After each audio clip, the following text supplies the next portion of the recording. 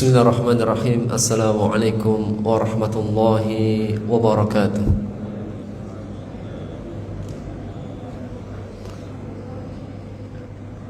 Alhamdulillah wassalatu wassalamu ala rasulillah wa ala alihi wa sahbihi wa mawalah, amma ba'd.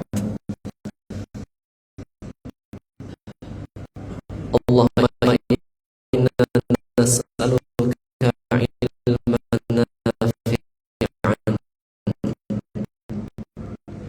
wa rizqan halalan wa amalan mutaqabbal. Allahumma inna na'udzubika min nafs la tashba' min 'ain la tadma' wa man tajtabaha. Segala puji bagi Allah, kita berjumpa kembali di Jumat yang kedua dari bulan Syawal. Maka ini adalah awal pertemuan kembali dari materi kita, yaitu Arab Qurani, terjemah, tafsir dan tadabbur.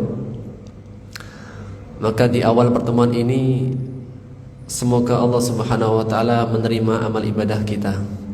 Taqabbalallahu minna wa minkum salihal a'mal. Taqabbal ya karim wa kullu 'amin wa antum bi khair. Semoga Allah menerima amal ibadah kita selama bulan suci Ramadan yang sudah berlalu, dan semoga setiap tahunnya senantiasa kita dalam kebaikan.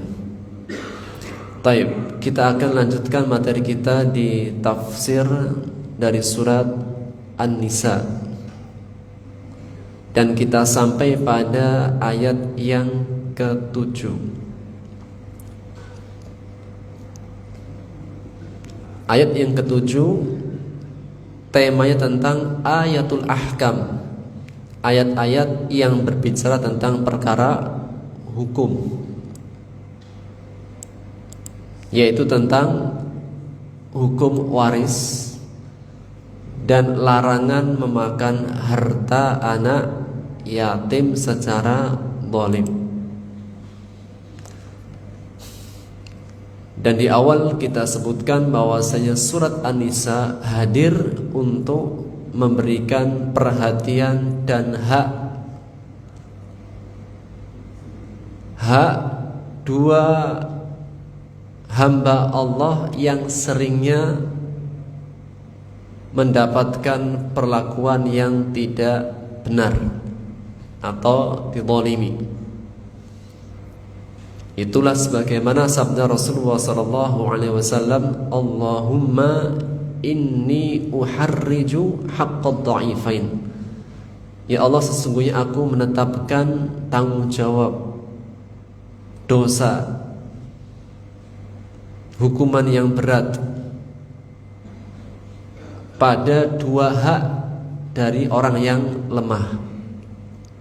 Itu siapa yang tidak menjaganya, tidak memberikan haknya pada dua hak orang yang lemah. Yang pertama adalah al-yatim wal mar'ah, itu anak yatim dan seorang perempuan yang disifati dengan dha'ifain, dua orang yang lemah. Maka sebelumnya tentang perkara menjaga anak yatim dan juga memberikan haknya seorang perempuan.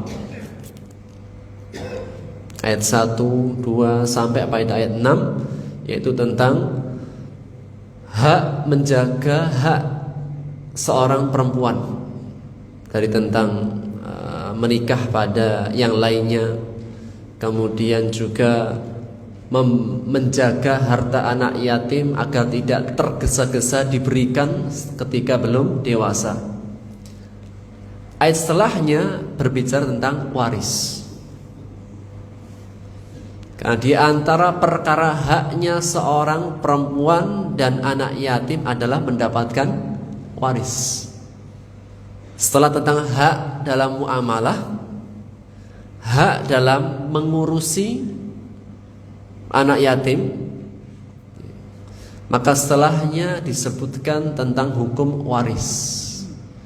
Karena dalam hukum waris ada hak harta, ada hak harta dari dua orang yang lemah, yaitu perempuan dan anak yatim. Karena hadirnya ayat waris sebagai penentu hak atau memberikan hak yang dulunya mereka ini orang yang lemah tidak mendapatkan haknya di masa jahiliyah. Hanyalah yang menguasai harta adalah yang kuat. Dalam artian hanyalah yang mendapatkan warisan adalah laki-laki saja, dan yang mereka keluar dalam perjuangan, keluar mencari nafkah, keluar untuk berperang, keluar membawa senjata, keluar untuk bertarung dengan kehidupan.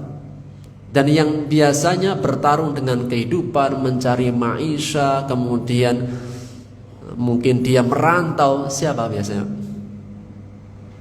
Yang berjuang dengan kehidupan, merantau, kemudian keluar, kemudian berusaha membanting tulang, siapa biasanya? Laki-laki. Maka merekalah yang hanya berhak mendapatkan warisan.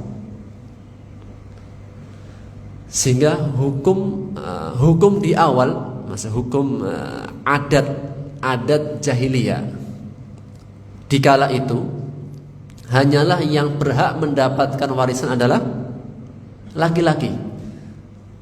Perempuan tidak mendapatkan. Anak yatim juga tidak mendapatkan karena lemah.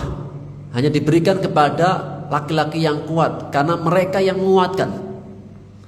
Sehingga ras terkuat siapa? Laki-laki perempuan. Yang kuat laki-laki perempuan? Laki-laki. Sehingga mereka diberikan waris. Sehingga yang kuat adalah laki-laki. Cuma terkadang suatu suku atau kabilah itu berbeda. Ras terkuatnya siapa? Perempuan. Sehingga laki-lakinya tidak mendapatkan jatah warisan. Bila perlu keluar sono cari maisha sendiri. Ada nggak Pak? Ada nggak suku atau kabilah yang laki-lakinya nggak dapat, semuanya dipegang oleh perempuan? Laki-lakinya sono keluar cari sendiri. Yang menguasai adalah perempuan. Ini juga tidak dibenarkan. Karena sehingga Islam datang itu memberikan semuanya, memberikan hak laki-laki maupun hak perempuan.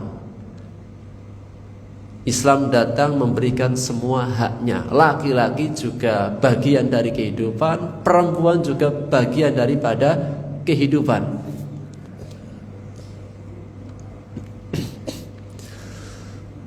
Kalau sebelumnya hanyalah yang mendapatkan kekuasaan laki-laki,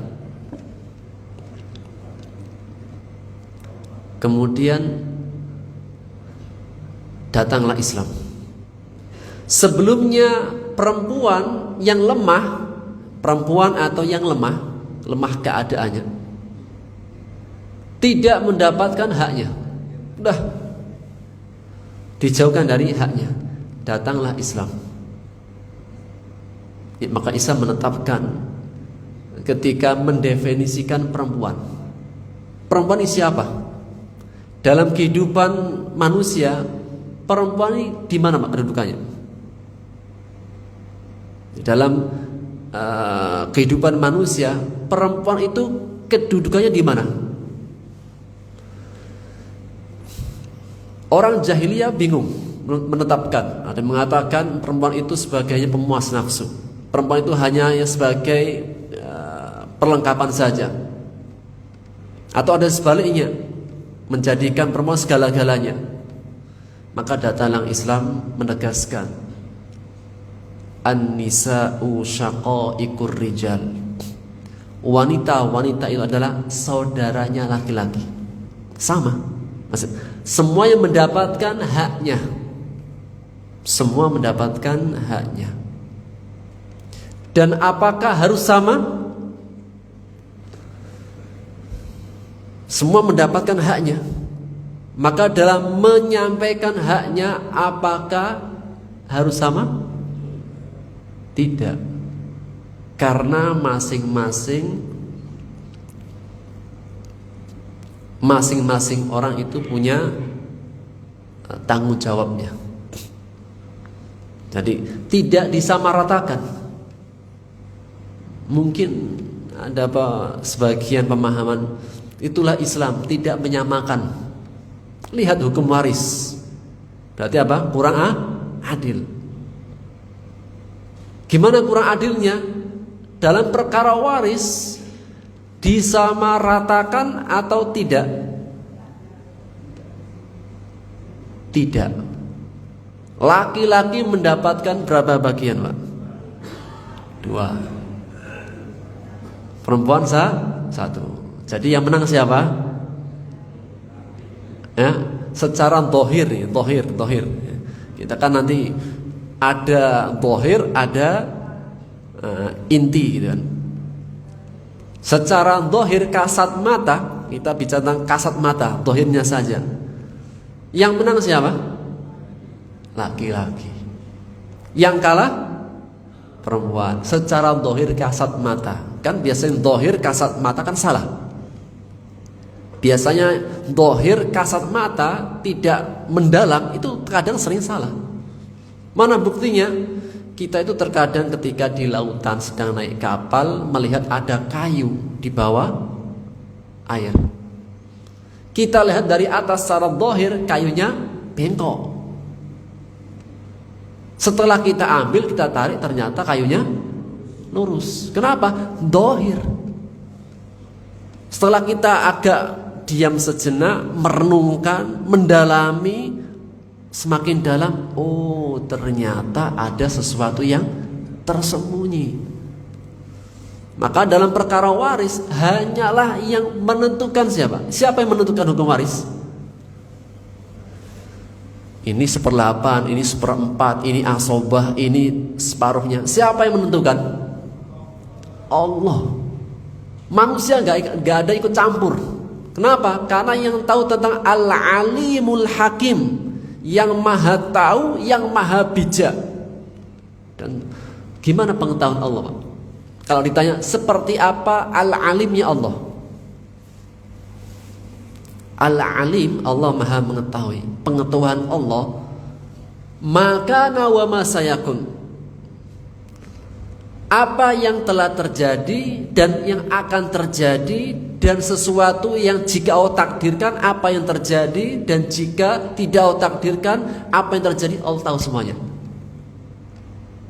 Kalau kita, kapan pengetahuan kita? Kita ini manusia hanya mengetahui sesuatu ketika sudah terjadi. Tapi kalau Allah enggak, dulunya akan datang sesuatu yang ditakdirkan apa yang terjadi, jika tidak ditakdirkan apa yang terjadi, Allah Maha tahu semuanya. Sehingga dialah Allah satu-satunya yang berhak menentukan perkara waris.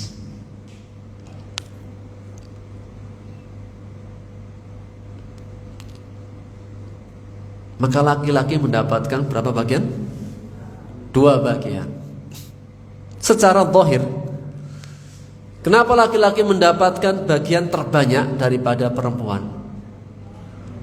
Nah, coba istilahnya merenung sejenak, melihat dengan seksama, coba diperhatikan sejenak, didalami terlebih dahulu sebelum menyimpulkan. Dan inilah apa?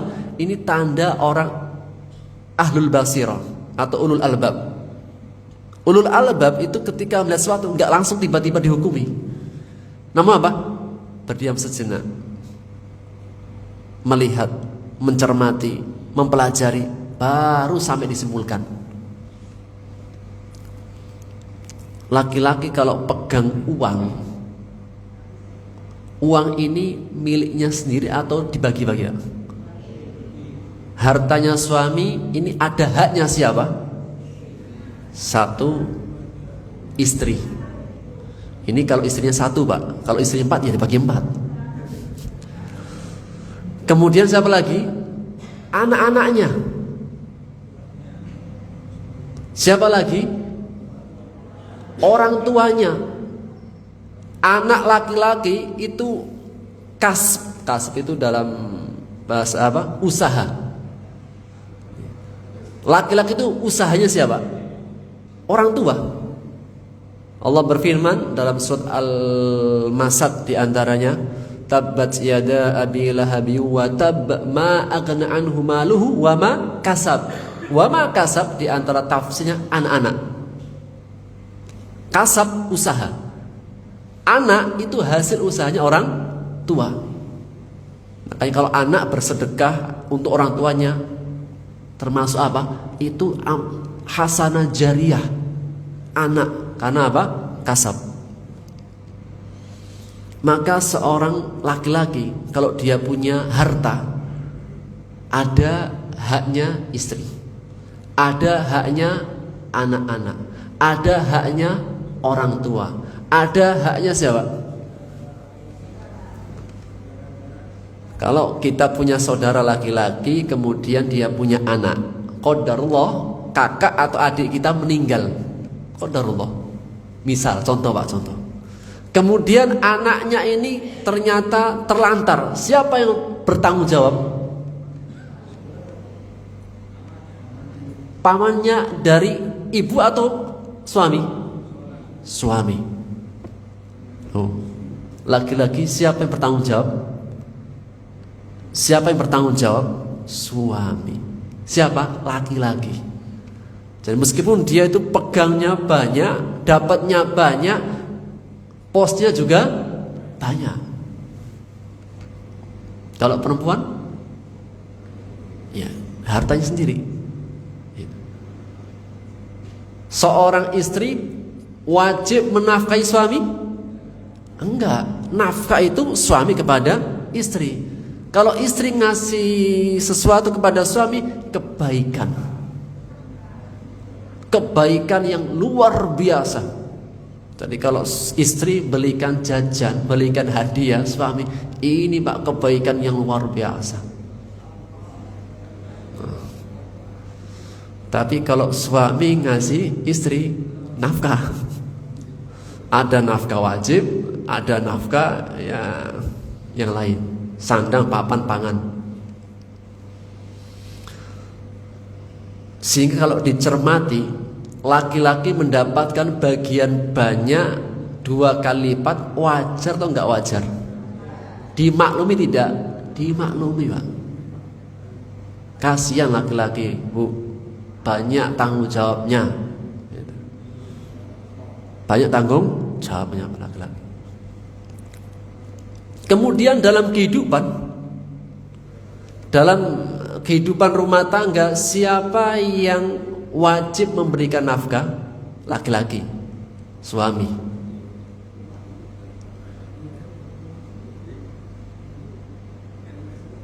Suami atau laki-laki dia memberikan nafkah. Bahkan kenapa seorang suami itu layak menjadi pemimpin? Allah berfirman, ar-rijalu qawwamuna 'alan nisa. Laki-laki itu qawwamuna, pemimpin. Qawwamah, yang bertanggung jawab, yang mengayomi, yang memberi bagi seorang perempuan. Dengan apa dia menjadi pemimpin? Nah, kenapa laki-laki itu layak menjadi qawwamun, pemimpin bagi seorang perempuan? Apa? Kenapa dia menjadi pemimpin Pak bagi perempuan? Apa sebabnya?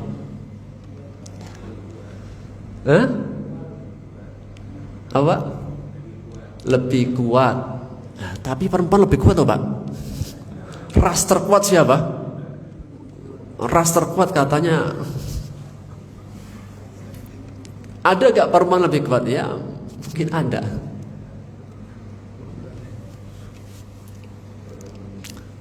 Ayatnya Pak, ar-rijalu qawwamuna 'alan nisa bima faddalallah ba'dhum 'ala ba'd wa bima anfaqu. Laki-laki itu menjadi pemimpin salah satu sebabnya karena Allah berikan kelebihan sifat-sifatnya, karakternya.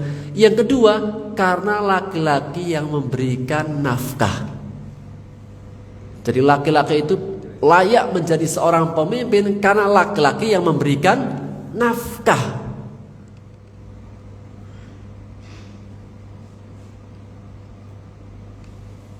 Siapakah orang yang bisa memberi? Mbak, siapakah orang itu yang bisa memberi? Orang yang punya sesuatu. Ada sebuah ungkapan faqidus syai'i la yu'ti. Orang yang nggak punya sesuatu nggak akan bisa memberi. Maka untuk memberi harus punya sesuatu dulu. Seseorang bisa ngajar. Kapan dia bisa ngajar? Punya ilmu. Seseorang bisa sedekah, infak, zakat. Kapan? Ketika punya harta. Kalau laki-lakinya nggak punya nafkah, justru dinafkahi. Kelemahan apa kekuatan? Lemah. Sehingga dalam kehidupan laki-laki itu harus kuat dan dikuatkan. Oleh karenanya apa? Dia dikasih yang lebih banyak. Biar apa? Kuat. Biar apa? Dia itu terlihat kuat. Kalau laki-laki nggak kuat itu apa? Udah jatuh di mata seorang yang lemah. Maka itulah di antara tujuan daripada ayat miras, ayat tentang waris. Kenapa laki-laki lebih banyak? Ada hikmah yang Allah ingin sampaikan. Dan itulah sifat ulul albab. Ketika menghukumi sesuatu itu nggak langsung secara zahir, tapi apa? Dipelajari, direnungkan, diperhatikan, sampai pada apa? Dia menemukan inti-intinya, baru dia menyimpulkan sesuatu. Baik, ini sebagai pembuka. Kita terjemahkan dulu Pak, ayat 7.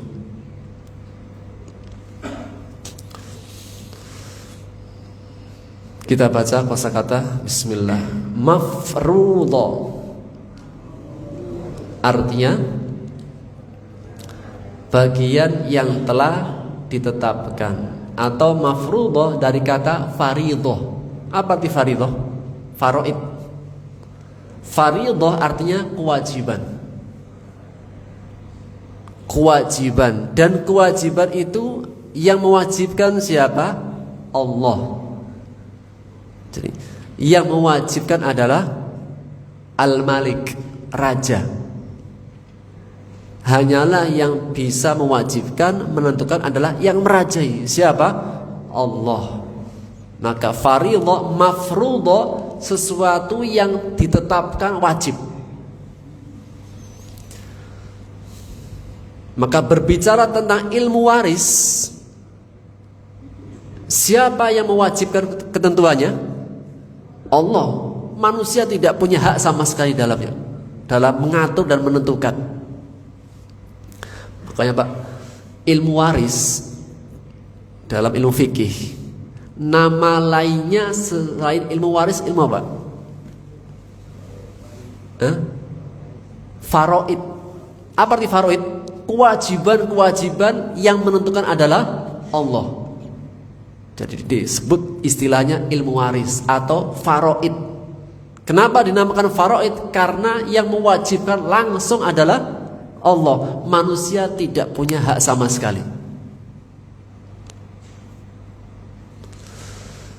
Lanjut. Al-qismah, artinya pembagian. Sadidan,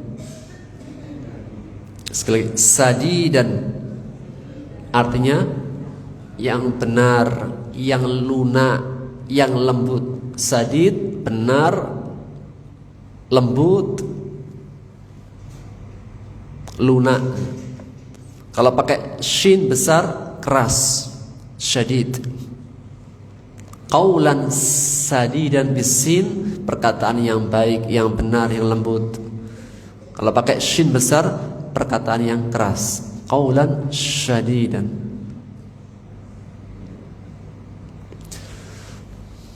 Baik, sepertinya satu ayat aja.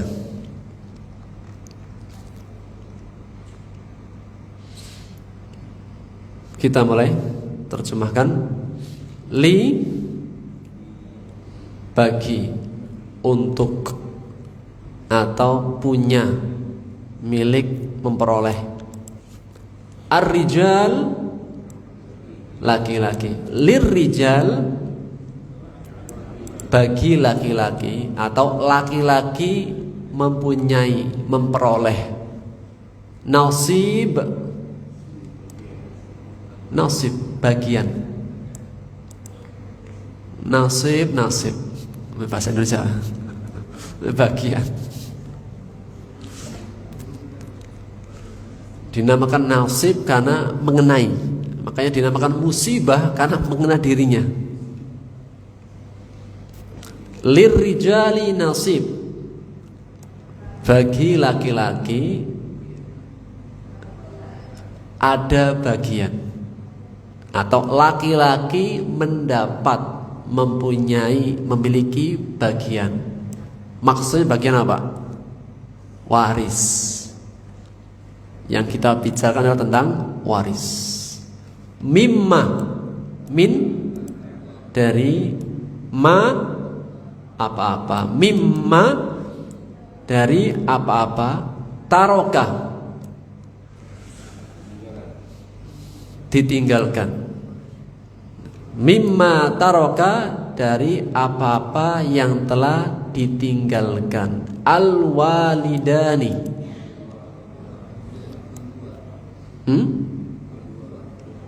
kedua orang tua. Walid satu, kalau dua walidani, kedua orang tua. Wal aqrabun, dan kerabat dekat.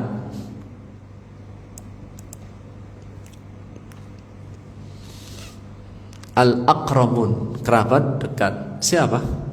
Saudaranya, mungkin juga pamannya, kakek neneknya.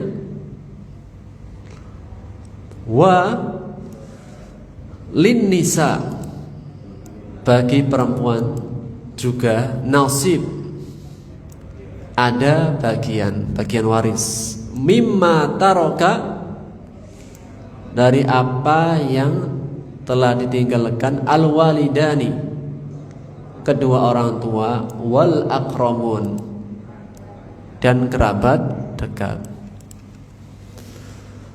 Wa, dan lin nisa, bagi perempuan, wanita-wanita, atau para wanita-wanita mendapat, memperoleh. Nasib, bagian. Mimma tarokal walidan, dari apa yang telah ditinggalkan oleh kedua orang tua. Wal aqrabun, kerabat dekat. Mafruḍah,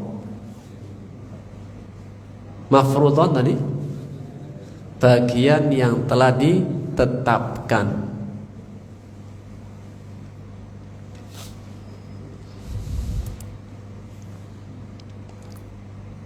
Sempurna. Lirrijali, bagi laki-laki mendapatkan bagian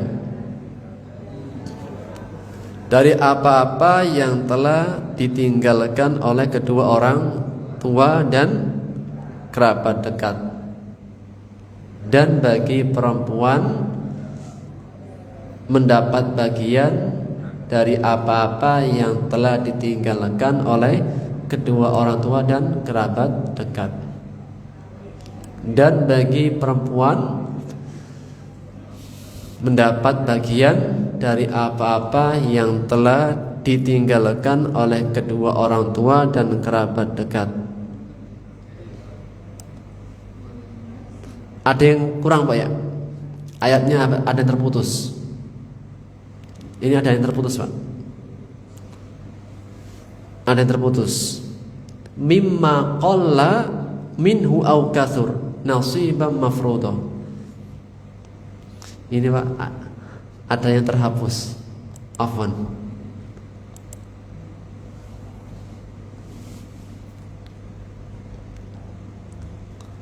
ayatnya ada yang terhapus.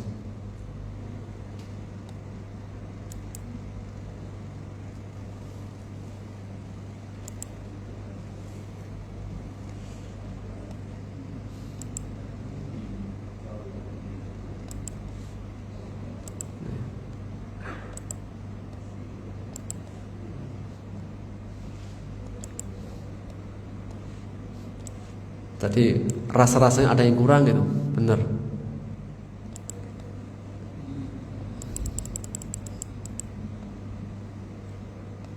Kelihatan di layar? Ya.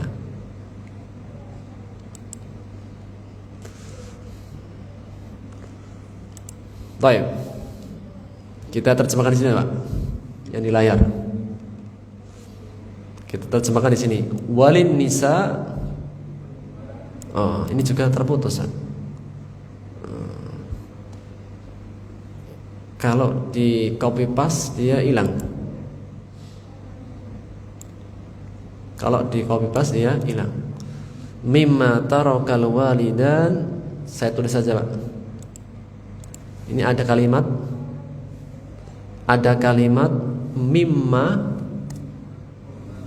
qalla minhu au kathur, baru nasibam mafruḍa. Kalau di kopas hilang, nggak tahu kenapa nih. Tapi yang hilang ini, Pak, yang hilang. Nah, kita terjemahkan mimma, dari apa-apa, qalla, yang sedikit. Maksudnya mimma qalla, dari apa-apa yang sedikit, atau baik yang sedikit, minhu, darinya. Hu kembali ke bagian waris, harta waris. Mimma qalla minhu, baik apa-apa yang sedikit darinya, atau kathur, banyak. Kan harta warisan, mendapat harta warisan bisa banyak, bisa dikit. Nasiban mafruḍa, bagian yang telah ditetapkan. Ini, Pak, ada yang hilang tadi, Pak. Sempurna lirrijali, dari awal, bagi laki-laki mendapatkan bagian dari apa-apa yang telah ditinggalkan oleh kedua orang tua dan kerabat dekat. Dan bagi perempuan memperoleh bagian dari apa-apa yang telah ditinggalkan oleh orang tua dan kerabat dekat. Dan bagi perempuan bagian dari apa-apa yang ditinggalkan oleh kedua orang tua dan kerabatnya. Mimma qalla minhu au kathur, dari apa-apa baik sedikit darinya atau banyak. Nasiban mafruḍa, bagian yang telah ditetapkan.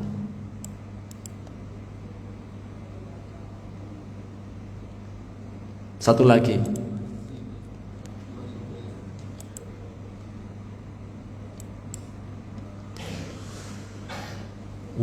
Satu lagi, Pak.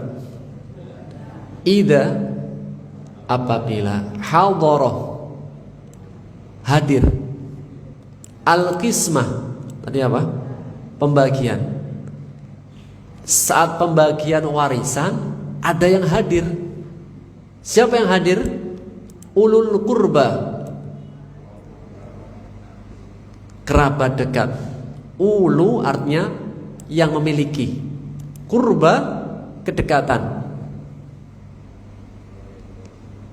Sekali lagi, wa idza hadarul qismata, dan apabila hadir qismah, saat pembagian. Siapa yang hadir? Ulul qurba, kerabat dekat, wal yatama, anak-anak yatim, wal masakin, orang-orang miskin. Fa, maka urzuquhum, berilah mereka rizki, minhu, darinya. Hu kembali kemana? Harta warisan. Wa qulu, dan katakanlah lahum, kepada mereka, qaulam ma'rufa, perkataan yang baik, sempurna. Wa idza hadarul qismata, dan apabila hadir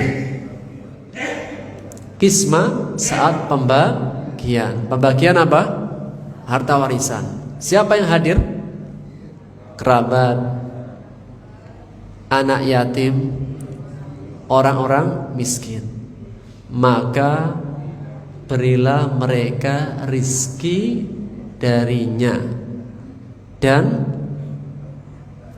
berkatalah kepada mereka dengan perkataan yang baik. Khalas. Bismillahirrahmanirrahim.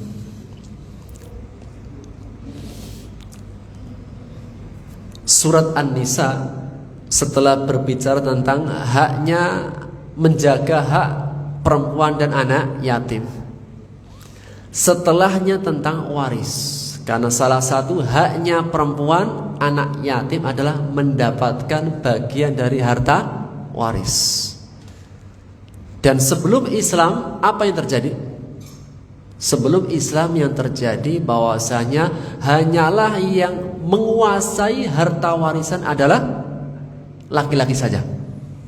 Karena laki-laki itu yang berjuang mencari nafkah, berperang dengan kehidupan, banting tulang keluar, maka hanyalah yang mendapat warisan adalah laki-laki. Maka datanglah Islam menjelaskan masing-masing punya haknya. Lirrijali, laki-laki nasib, ada bagiannya. Mimma tarakal walidani wal aqrabun, mendapatkan bagiannya dari warisan, dari apa-apa yang telah ditinggalkan oleh kedua orang tua dan akrobun, kerabat. Dalam Quran ada dua lafaz, ada al-aqarib wal akrobun. Al-aqrabun kerabat dekat, al-aqarib kerabat dekat. Akan tapi kalau al-aqrabun itu kerabat dekat yang langsung, yang dekatnya sangat dekat. Kalau al-aqarib kerabat dekat, namun apa? Ada yang jauh, ada yang dekat. Sehingga yang dipilih lafaz al-aqrabun, yang paling dekat. Siapa yang paling dekat dengan kita secara kekeluargaan? Kakak kita, adik kita, paman kita, bibi kita, kakek nenek kita, atau anaknya kakak, anaknya adik. Istri. Nah, kalau istri, anak itu udah bukan dekat lagi, itu apa? Keluarga. Ashabul faridah, yaitu mereka adalah orang-orang yang wajib mendapatkan warisan sebelum yang lain.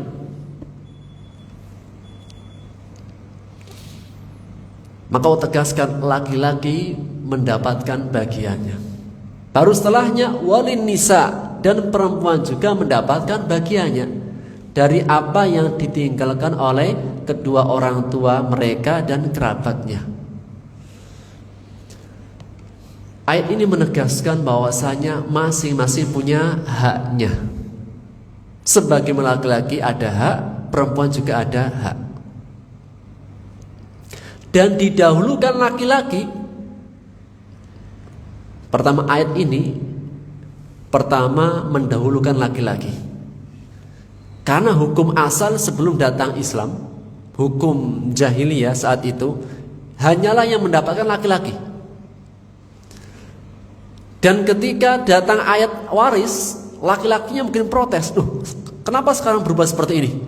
Kenapa nggak seperti kakek nenek kita yang dulu-dulu?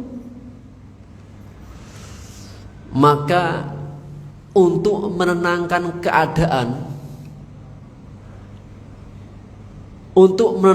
keadaan, laki-lakinya didahulukan. Dalam artian ketika ada suatu hal kebersamaan si A sama si B, di antara keduanya ada yang lebih pingin, lebih rakus, atau bukan rakus lah, pingin, keinginannya lebih menggebu-gebu, maka dulukan yang seperti ini. Jadi mungkin apa? Di antara ahli waris itu ada yang si A ini yang paling apa? Paling berminat, paling minta terus. Yang dua ini diam-diam saja. Dia tahu, dia sadar, dia mendapatkan, tapi apa? Tidak seperti si A. Maka apa? Untuk menenangkan keadaan, dahulukan yang seperti ini. Sehingga ketika Allah berbicara tentang ayat miras, itu laki-laki ini didahulukan. Karena mereka awalnya pertama kali yang mendapatkan dan juga mereka yang menuntut. Secara muamalah dengan manusia, si A lebih berambisi, si B dia mendapatkan tapi tidak terlalu berambisi. Maka dulukan yang berambisi. Untuk apa? Menetralkan keadaan, menenangkan keadaan. Faedah yang kedua,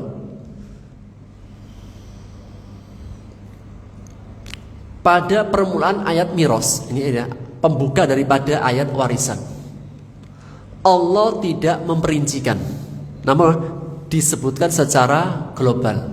Ini juga apa? Memberikan ketenangan dulu. Jadi jangan langsung dirincikan, tapi apa? Sebutkan secara global. Kamu ada, insya Allah bagiannya, dan kamu juga ada bagiannya. Dah, setelah tenang keadaannya, semuanya sudah oke, baru apa? Dijelaskan secara rinci. Karena hati manusia untuk menerima sesuatu itu tidak bisa langsung, kadang harus ada tahapan-tahapan. Ketika saat-saatnya emosi, itu apa? Jangan dirincikan semuanya.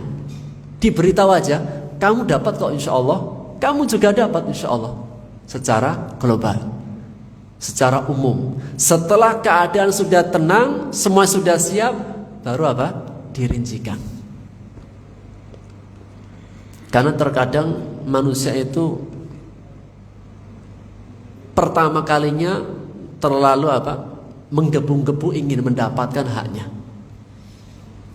Setelah diberikan arahan, pengertian, baru bisa menerima dengan seutuhnya.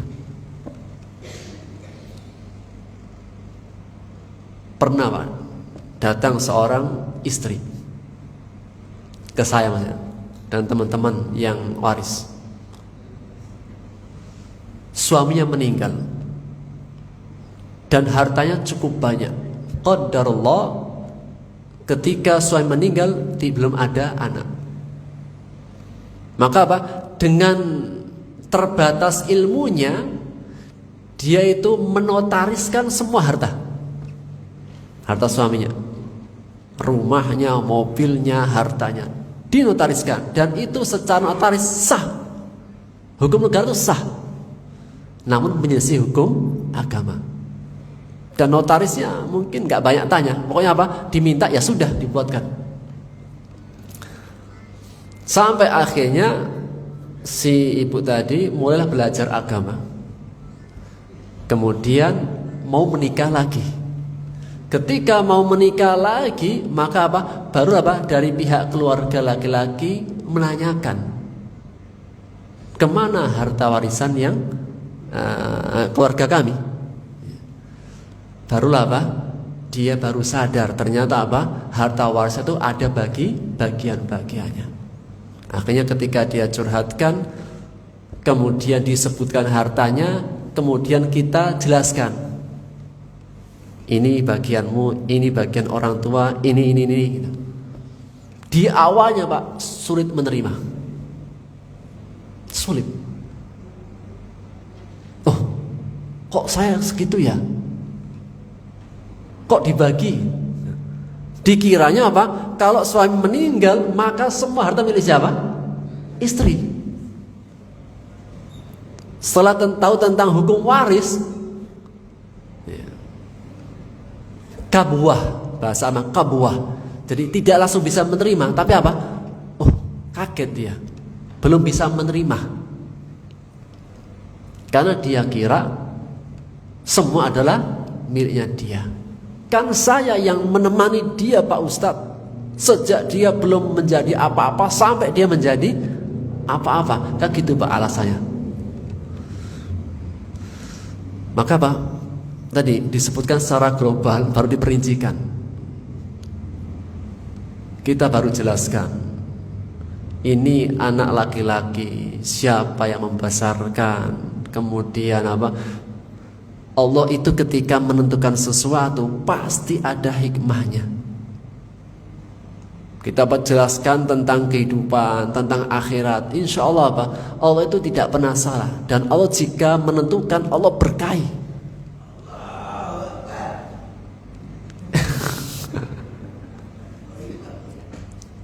Sampai ketika apa? Dijelaskan dengan detail, dengan luas, baru bisa menerima. Itu pun apa? Pak Ustadz, saya minta waktu merenung. Karena belum bisa menerima. Karena dia mengira apa? Pokoknya kalau suami meninggal, semua harta adalah milik dia. Padahal ada hak orang tuanya, mungkin juga hak-hak yang lain dari ahli waris. Akhirnya apa? Udah, insya Allah Pak, kamu ada bagiannya, yang lain juga ada bagiannya. Baru kita jelaskan tentang keberkahan harta. Harta itu kalau didapatkan dengan cara yang tidak baik, ada pertanggungjawabannya, ada akhirat yang menanti. Allah itu mudah untuk mengembalikan keadaan. Yang dulunya bergelimpang harta, Allah ambil sekejap, bisa. Apalah arti harta yang banyak jika Allah kasih penyakit satu saja, udah habis. Baru apa? Menangis, baru menerima. Karena perlu dijelaskan tentang, apalagi tentang harta. Harta itu bisa menjadi fitnah, bisa menjadi kebaikan. Maka hadirlah Pak, waris untuk memecahkan semua permasalahan di tengah manusia yang berkaitan dengan harta. Sehingga didahulukan laki-laki, didahulukan yang berambisi. Setelah tenang keadaannya, baru didetailkan. Makanya As-Sa'di ketika memberikan ulasan tafsir dari ayat ini, beliau menyebutkan litatma'inna bihi nufusuhum. Kenapa disebutkan secara global dulu, ditenangkan dulu, agar netral dulu keadaannya, tenang dulu. Baru setelah sudah tenang, dipahami, disadari, baru disebutkan secara terperinci. Maka ayat pembukaan waris tentang ayat ini tidak disebutkan bagian, global dulu. Laki-laki ada bagiannya, perempuan ada bagiannya, insya Allah. Mungkin yang laki-laki protes, oh jangan-jangan yang perempuan pasti banyak. Maka Allah sebutkan walin nisa'i nasibum mimma tarakal walidan wal aqrabun mimma qalla minhu au katsur. Perempuan itu ada bagiannya, sedikit, meskipun sedikit itu dikasihkan, atau seandainya banyak apalagi. Dikit atau banyak itu apa? Diberikan. Sedikit pun apa? Jika ada bagiannya, nasibam mafruḍa, bagiannya sudah ditentukan.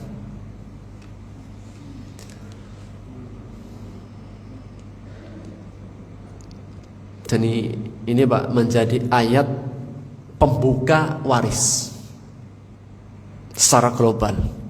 Setelah tenang semua keadaannya, baru Allah rincikan. Yang paling berambisi, berikan kabar gembira terlebih dahulu. Ada kamu bagiannya, tenang, insya Allah. Allah berkahi hartamu.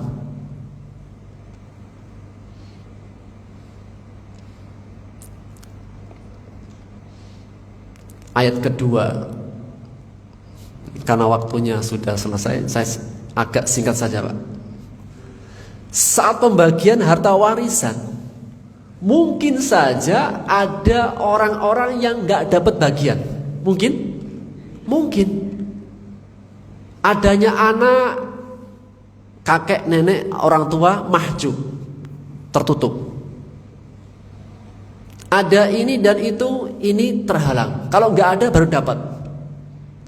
Saat pembagian harta yang banyak, ternyata ada kerabat yang hadir dan tahu. Ada juga anak yatim mungkin, anak yatim dari kerabatnya, atau orang-orang miskin. Maka Allah perintahkan yang punya bagian yang banyak, yang dapat harta warisan banyak, berbagilah dengan yang lain. Kan sudah kelihatan. Dalam artian, jika kita itu punya kenikmatan yang kelihatan, dilihat oleh keluarga kita, kerabat kita, mungkin tetangga kita, atau orang-orang miskin sekitar kita, maka apa? Jangan cuma dikasih lihat saja, tapi apa? Icipin dikit. Bahkan As-Sa'di mengatakan, berikan kepada mereka la yadurrukum, pemberian yang tidak membahayakan bagi kalian. Maksudnya apa? Kasih icip dikit, bagian yang kalau dikasihkan itu nggak sampai mengurangi hartamu yang banyak. Seperti apa, Pak? Apa istilahnya? Tuntunan Quran itu menjaga semua hati. Jadi, tuntunan Quran itu indah gitu. Menjaga semua hati. Seandainya ahli waris tidak memberi, dosa enggak? Enggak. Namun untuk menjaga semua hati, karena harta itu adalah apa? Tadi fitnah. Rasulullah SAW bersabda, hulwatun khadirah. Harta itu manis, hijau. Sesuatu yang manis semua orang juga pengen. Sesuatu yang hijau menarik hati. Nggak ada istilah apa? Rumput tetangga lebih hijau. Karena itu bisa menggoda gitu. Harta itu ada tarikannya, membikin apa? Menarik. Maka apa? Kalau dikasih bagian, diicipin, itu bisa apa? Tadi bisa menjaga semua hati. Dan Rasulullah Sallallahu Alaihi Wasallam bersabda sebagai penutup, baik. Dalam hadis yang diriwayatkan oleh Bukhari dari sahabat Abu Hurairah radhiyallahu taala an. Ini berbicara tentang masalah menjaga hati dengan menyicipi.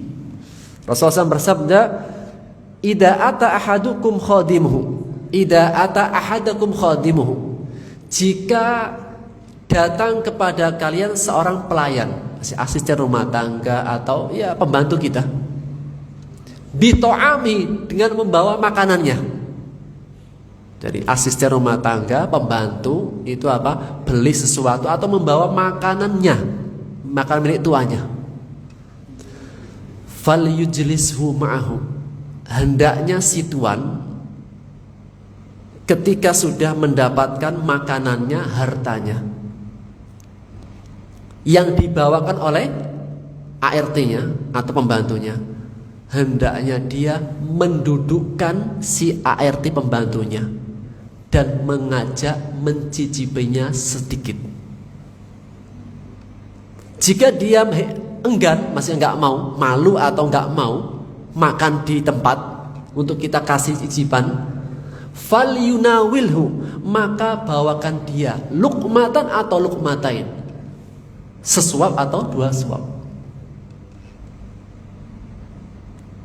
Dan ini juga dilakukan oleh para sahabat. Para sahabat Rasulullah SAW jika datang musim kurma,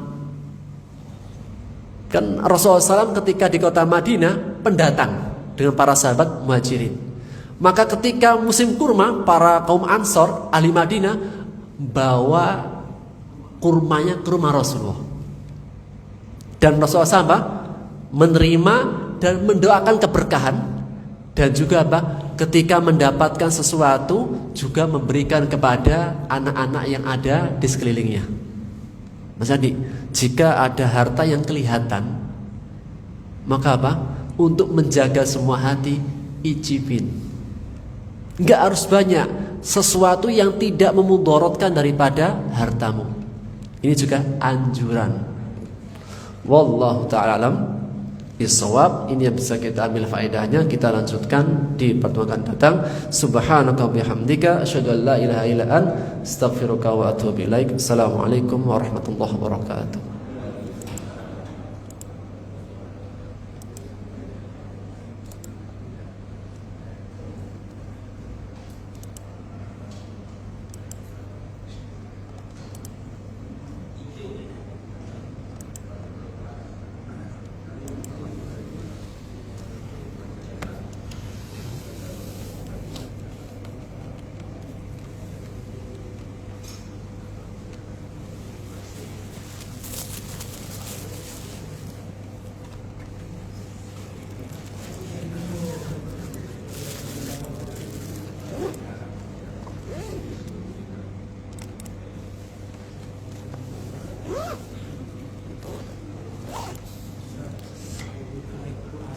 Aisyah, siap Pak. Antara sholat subuh sama kamu ngaji sampai jam 7 gitu, bagusan yang mana? Saya hanya nanya, sharing. Kalau saya ngajar aja dulu sampai jam 7, baru sholat. Saya dulu, soalnya ilmu itu. Oh, sholat subuh itu Pak, tidak pada saat datang, sholat subuh itu sudah ada sholat duha. Waktunya sampai sebelum mahal itu untuk makanan rohani. Tadi Pak,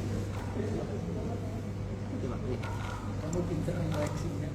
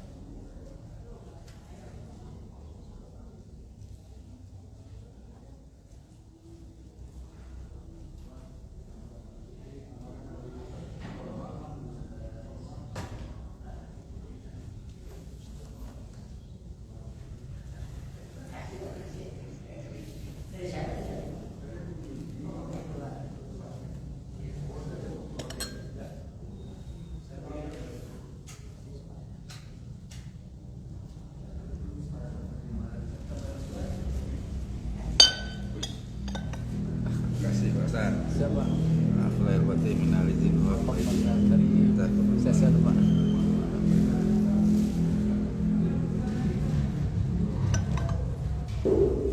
Nah, langsung masuk tas. Apa ya? Kurma. Langsung masuk tas. Iya.